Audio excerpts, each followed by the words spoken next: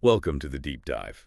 Today, we're plunging into a really significant and, frankly, quite a disturbing period in history. We are. We're looking at the Dominican Republic under Rafael Trujillo's rule, which lasted from 1930 all the way to 1961, a long time. And it's important right from the start to acknowledge just how serious this topic is. Hmm. We're talking widespread brutality, oppression. Oh, absolutely. Systematic oppression, deep-seated corruption, and just, well, truly shocking human rights violations. It's heavy stuff. It really is.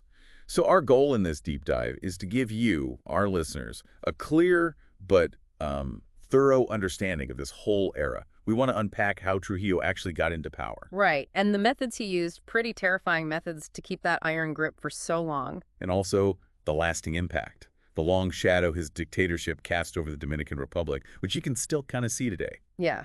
And we'll be drawing on various sources for this accounts detailing his rise, how he built that totalitarian state, the political repression, the economic side of things. The exploitation, yeah. And then, of course, his fall and the legacy he left behind. Exactly. So consider this your mission, if you will, to quickly but really grasp this crucial period and, what it still means. Okay, let's get into it then. Trujillo, Rafael Trujillo, born back in 1891, San Cristobal.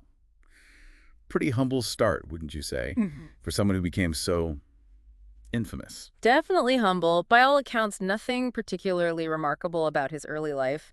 But then he joined the military, and that really changed everything. That was a key moment. Seems like it. He showed this incredible ambition, apparently, and crucially, a ruthlessness, a willingness to use extreme measures, which, well, got him promoted pretty quickly. It makes you wonder, were there signs early on? Did people notice this ruthlessness back then in his early military days? That's a really good question. The sources focus more on how quickly he rose, suggesting that ruthlessness was effective, at least. And then there's the U.S. factor. The Marines leave in 1924. Creates a bit of a vacuum, right? A huge vacuum. Yeah, the U.S. departure definitely destabilized things.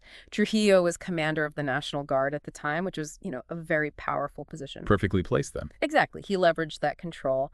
The 1930 coup against President Vasquez, that was his big move. And the sources do hint at possible U.S. involvement, or at least. Maybe turning a blind eye. Or continued economic ties, despite knowing what he was like. Something like that.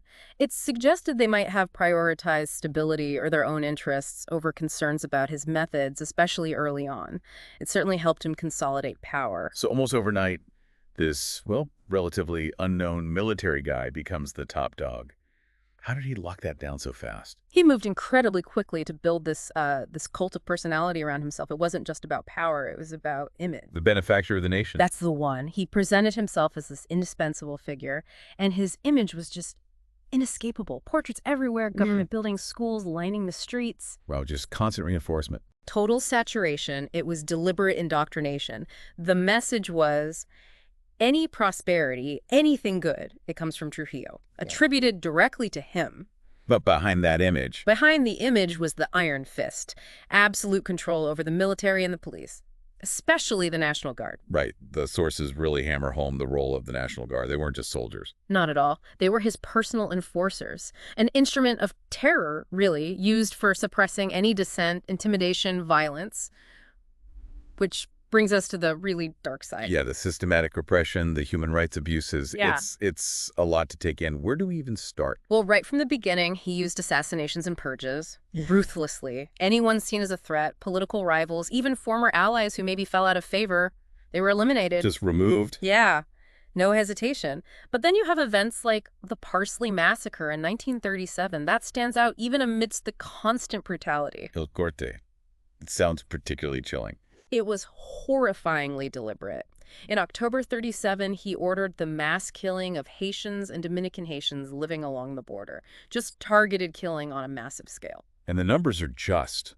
Estimates range from 10,000 up to maybe 30,000 people. Exactly, tens of thousands. It's hard to even comprehend that scale and the method they used to identify victims. Forcing them to say Perry-Shill parsley, and if they couldn't pronounce it the right way. It was a death sentence, based purely on how they spoke a single word.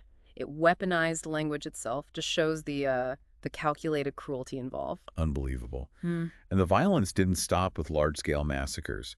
Individual acts, like the murder of the Mirabal sisters in 1959, They've become such icons. They really have. Patria, Minerva, and Maria Teresa Mirabal, they were vocal opponents of the regime involved in the resistance. And Trujillo couldn't tolerate that. No, his agents ambushed and murdered them. But the plan backfired spectacularly. Instead of silencing opposition, their deaths created this huge wave of outrage, both domestically and internationally. It galvanized people, didn't it? Absolutely. They became martyrs, powerful symbols of courage and resistance against tyranny. Their legacy is immense. Beyond these horrific, well-known events, what was daily life like? The constant suppression must have been suffocating. Completely. Freedom of speech, non-existent.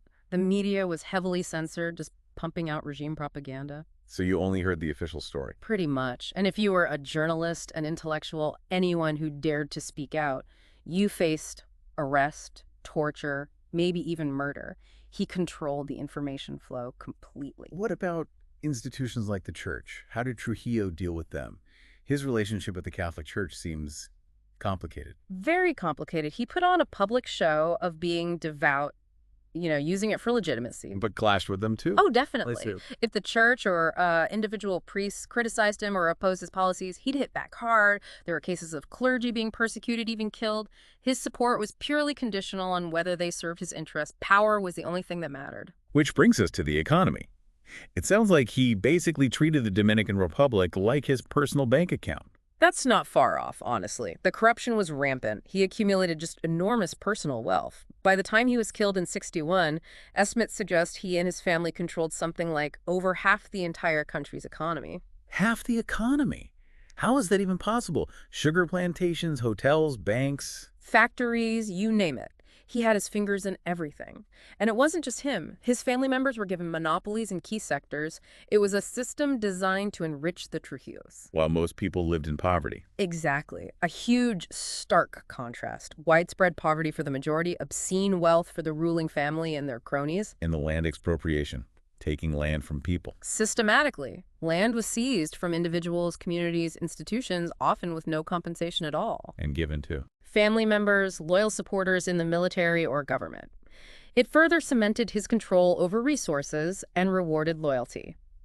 His heavy involvement in the sugar industry, too, often came at the direct expense of the local population. So this went on for decades.